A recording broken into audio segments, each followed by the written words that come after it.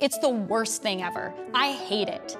I would go back to the 1950s in a second just so I wouldn't have to deal with this shit. This girl is inflicting psychological terrorism on herself. Hi guys, welcome back to the channel. First of all, this week has been quite eventful. The US has a new president-elect and a new very interesting team coming with him, which I have to tell you I'm very excited about. We shall see what happens with that. Of course, there are people who are very upset about it and believe their rights will be stripped from them.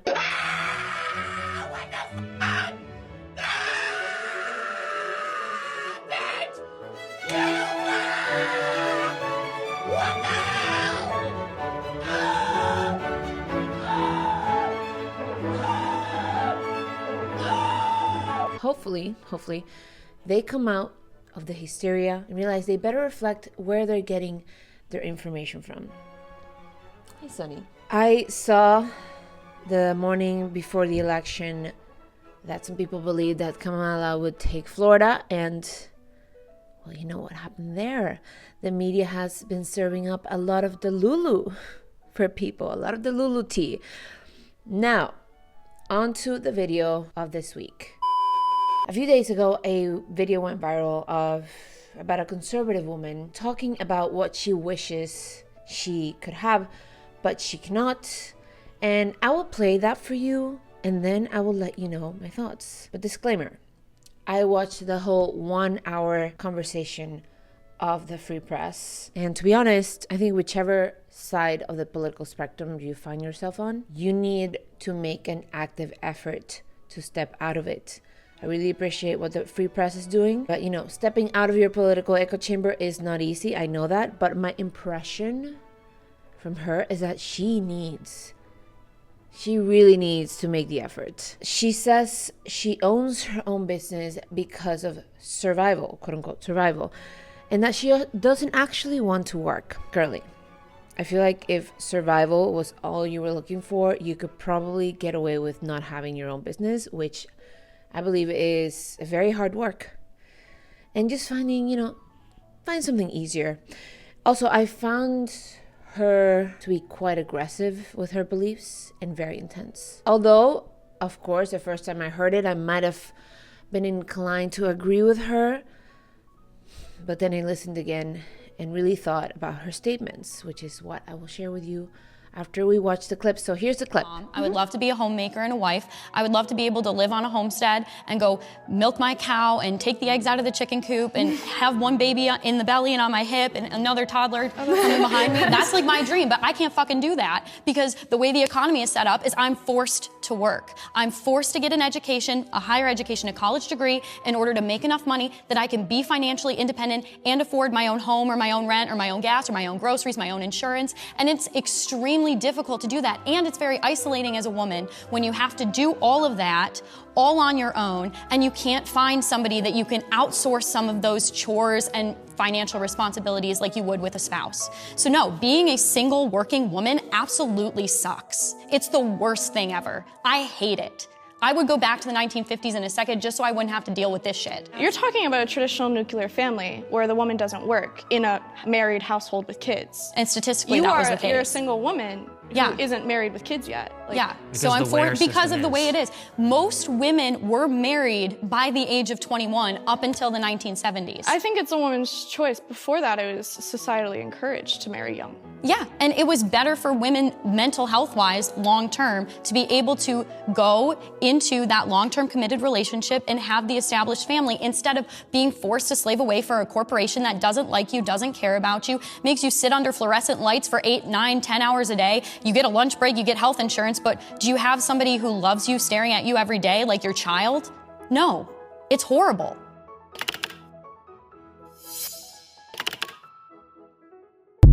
So a lot to unpack. So let's go over her points. First, she says that she would love to be a stay-at-home mom, that she would love to be a homemaker and a wife. And I have to say, girlie, you can still do that. It's not impossible. From my understanding, around 30% of mothers in the United States are stay-at-home moms. And apparently this number has been increasing after years of decline. Not sure how old she is, but I looked into it, and apparently 50% of women between the ages of 25 and 35 are married. So, not a small number.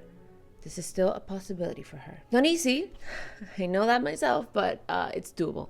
Then she says that she would love to live in a homestead, go milk a cow, take eggs out of the chicken coop, have one baby in the belly, one on her hip, and a toddler holding her hand behind her. Let me tell you, as someone who is pregnant right now, I heard that and I thought, girl, you have no idea what you're saying. By the way, side note, I am due any day now. So when that happens, I am probably going to be disappearing from social media for a little bit, or like taking a step back majorly, especially from Instagram, which I've been doing for a while anyway, so you guys know. But from Instagram, I'm not sure, because the effort to make a video is quite another one. It's quite different from posting stories on Instagram, right? So I'm not sure how long that will be, how long of that hiatus that will be, but I will figure things out. Now, going back to what she was saying, she seems, in my opinion, to be romanticizing pregnancy and motherhood. And don't get me wrong, I'm not raising a child yet. I've heard wonderful things about it, but I do hear it's hard work. And the way that she is framing it is that it's just this wonderful fantasy. And about pregnancy, some women love it. But a lot don't, okay? Pregnancy is hard on the body. Some women will go through all kinds of things. Personally, I got Bell's palsy because my possibility of getting Bell's palsy after getting the flu was higher, and I would have never imagined that. You are prone to more things while you're pregnant. Did not expect that. There's just so many things, okay? And not to mention the stage when you can barely put socks on. So, yeah, I thought she was romanticizing that a little bit. And accessorizing her kids, her future kids. She's glamorizing this idea of living in a homestead and raising livestock and dealing with livestock while having children. I think she might be a little bit too enamored with the tradwife trend, which does not reflect reality. A baby in the belly, another one on the hip, and holding a toddler by the hand while dealing with cows and chicken. Girl, romanticizing something that she has no experience with. Is this the power of social media? I mean, farm work, dealing with livestock, that is hard work. That is labor. While doing that while you're pregnant, doing that with a baby, doing that with a toddler. That's a lot of work. She says that it's her dream, but she can't effing do that. Again, you can still be a stay-at-home mom, but I think she doesn't just mean being married with kids and being a stay-at-home mom to maybe a farmer, no, but something more akin to the situation of ballerina farm, which I'm not even sure is so perfect, but realistically is that she might not be able to do that truly, because what she is craving is some sort of fantasy. Then, she says that she is not able to do that because of the way the economy is set up. She is forced to work. Let's address that first. Does she realize that caring for children and livestock is work? That caring for children alone is work. That caring for a household alone is work. Livestock, children, and the household, all of that separately is work, not to mention all together. But also, women throughout history have worked.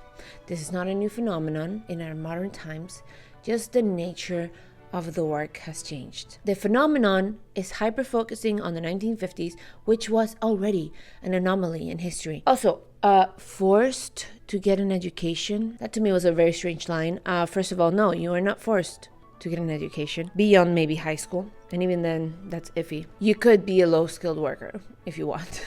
You could. But that doesn't come with the status and prestige that maybe she's looking for, which are totally fine things. I do not criticize wanting to be in a certain hierarchy or status in life. It is what it is. But this idea that she's forced to study, maybe she's forced to study to be in the socioeconomic status that she wants. That might be different. That might be interesting. That is different. But she could be low-skilled worker without a college degree or work a trade. And honestly, it is a strange thing to complain about, learning things. Learning things should not be a thing to complain about. Perhaps we could do something about the fact that colleges are very left-leaning, and I don't think that the answer is no one that is conservative should go into college, because that would just make the problem worse. But that's not what she said. Okay, she said that she is forced to get an education, which is one, again, not true, and two, a very special kind of problem, given the amount of people that would love to get an education and have access to an education but can't. And being able to afford all these things like her own food, gas, etc., are things that a lot of people would love to be able to do on their own. She needs to recognize how lucky she is, because she's victimizing herself way too much. Then she goes on to say that it is extremely difficult and isolating as a woman. I imagine she is speaking of living alone without any family around. And a lot of women, especially in other countries, choose to live with their families until they get married. Maybe that's a part of the culture that we should look into. Maybe that's something that we could stop stigmatizing, living with your family until you get married. I don't know. It is perfectly acceptable in many cultures. I mean, my dad, who is very successful business-wise, has their own business, owns a clinic, started an engineering company with his brothers. He lived with his parents until he got married, because that was just a normal part of life. Except for when he was in college, which in that case, he was living abroad. I think this separation from families and the atomization of society is something that maybe needs to be addressed. And she realized that this is, that apparently there's a male loneliness epidemic. That, by the way, I think this loneliness epidemic affects both genders, but it was a big thing not too long ago, maybe a couple weeks ago, that people were talking about a male loneliness epidemic. So it appears to affect both genders, not just her feeling isolated as a woman. It is not only isolating as a woman if your life is go to work, come back home, be alone, eat alone, sleep alone, repeat. I think this feeling happens to both men and women, especially those who are far from family. And if she's talking about sharing financial responsibilities with someone, maybe chores with someone, perhaps get a roommate, live with family again, until you find someone suitable for you to get married. Yes, the allocation of responsibilities looks very different from like with a roommate or than husband or with family. But if here the complaint is sharing the responsibility and the burden of chores and expenses, perhaps while you find a husband, find yourself a roommate, or again, live with family. Being a single working woman absolutely sucks. It's the worst thing ever. I hate it. I would go back to the 1950s in a second just so I wouldn't have to deal with this shit. Okay, so she says that being a single woman absolutely sucks, and it is the worst thing ever. I will give her some grace here. She was most likely being hyperbolic, because most certainly being a single woman that has a job and can afford to feed herself is not, in fact, the worst thing ever. There are obviously worse things in life, but she says she hates it. Okay, that's fair. A lot of people on Twitter thought her commentary reeked of desperation. And I think that her attitude might act as a repellent of possible relationships, especially if what she wants is an idyllic lifestyle where the man can afford a good amount of land to own livestock, and she's just sort of frolicking in the fields with her children while her husband is doing all this horrible, boring, non-fulfilling work under fluorescent lights. I doubt that she really wants the true hard labor that comes with owning a small farm with no help. That's when she says that she will go back to the 1950s in a second. Again, romanticizing something, a bygone era. We'll get back to that in a moment. So someone interrupts her. She points out, you are single, so you obviously can't have this life right now. And she then, the woman making all these points, says that most women were married by the age of 21 up until the 1970s. Okay, and I want to address this. I want to address this because this is a myth. Okay, maybe that's the case for our modern history if we're looking only from the 1950s to the 1970s, only the second half of the 20th century. But if we tackle and if we look into a more global perspective and look further back, we can see, for example, if you look into the European marriage pattern, so I'm not going that far away, I'm still looking into Western culture, their European marriage pattern, that often the average age of marriage was late 20s and early 30s. I know this is a shocker for a lot of people, but yes, and if it was in fact the case, that this was very normal, and it was for economic reasons. The idea that all of societies, all of them before our modern era, had women marrying in their early 20s or before the age of 21 is just not true. In fact, marrying later was more common in northwestern Europe before the Industrial Revolution and in the early Southern Europe, in the early part of the Industrial Revolution. It was more common in Northern Europe and in the Anglosphere, and in England, than it was in Southern Europe. And judging from what the main influence of the United States, which is the Anglosphere, we would think, they would be more influenced by them than Southern Europe. The reasons being economic independence. The reasons being economic independence was expected from both men and women. Then service and work, because not all women lived a life of leisure. Have you ever seen Downton Abbey? Well, there were servant girls. It was not just about the wealthy women. And for a long time in European history, there were low marriage rates. A lot of women remained single their whole lives. I don't know her name, but I believe it was Jackie. She says that it was better for women mental health-wise, long-term, to be able to enter into that committed relationship and then have an established family. And I agree that it is good for women to enter into long-term committed relationships. I agree with her there. I don't agree that it was better mental health-wise for women in the 1950s, but we'll get to that. But by far, one of the best decisions I have made, if not the best decision I have made, is marrying my husband. However, that took a while to find. It was not easy, okay? Who you choose to marry is not to be taken lightly. My grandmother, who had her children in the 1950s, was proposed to twice before she met my grandfather. And one of the men she was proposed to actually was a Cuban who ended up being killed by the Castro Revolution. Quite another story. Just because you're 21 does not mean that you should be married off right away. And the whole mental health wise, okay, I hope that she's separating that statement from her statement of going back to the 1950s. Because, and this is not a myth, in the 1950s, women famously were not okay. During the 1950s, a lot of women were hooked on amphetamines, on sedatives, on tranquilizers to manage their anxiety and depression. That doesn't sound too good mental health wise, does it? So, again, she's romanticizing. I think a lot of these women simply felt isolated. I mean, it was a very different time, first of all. We didn't have access to the internet like we do now. And if they were living in the nuclear family life home style thing, it was probably just them alone in the house all day, maybe with a small child. And if the child was not that small, then they were probably off to school then. And then she was alone all day in the house, just doing boring work.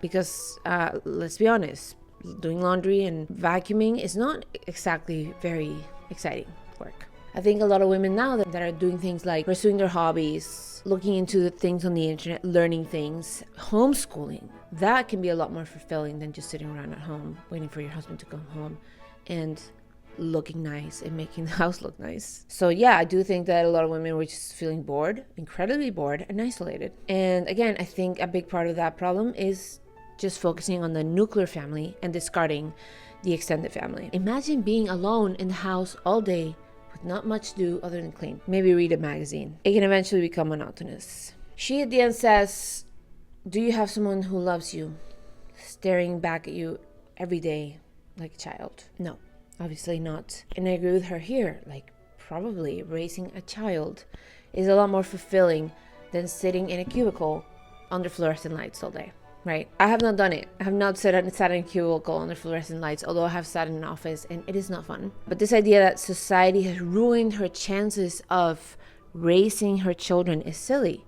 You can still do that. Just maybe not in the fantasy-like way that you are describing. And let's be honest, not all women want to live in a homestead, raising chicken and milking cows while managing children. I mean, I certainly don't.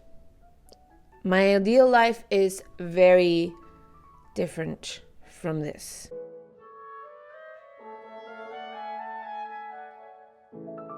Okay, so I saw that video on X and I saved some interesting posts commenting on it. So let me read you a couple of these. Someone said, this confuses me because she's tired of taking care of herself, yet fantasizes about taking care of kids and a farm and another whole grown human. Yeah, I don't think she realizes what she's asking for when she says she doesn't want to work, but she's fine working the backbreaking labor of farming and taking care of children at the same time. Someone said, I think Treadwife's content is brainwashing women the same way porn brainwashes men, because why does she think she can take care of a toddler and an infant, livestock, chickens, grow food, cook, clean, etc., all while pregnant and alone because her husband is working for money? Dr. Laura Robinson said, this is why we need the liberal art. No one who has a passing familiarity with American or European history thinks that until recently women lived lives of sterling mental health, frolicking in fields and making crafts.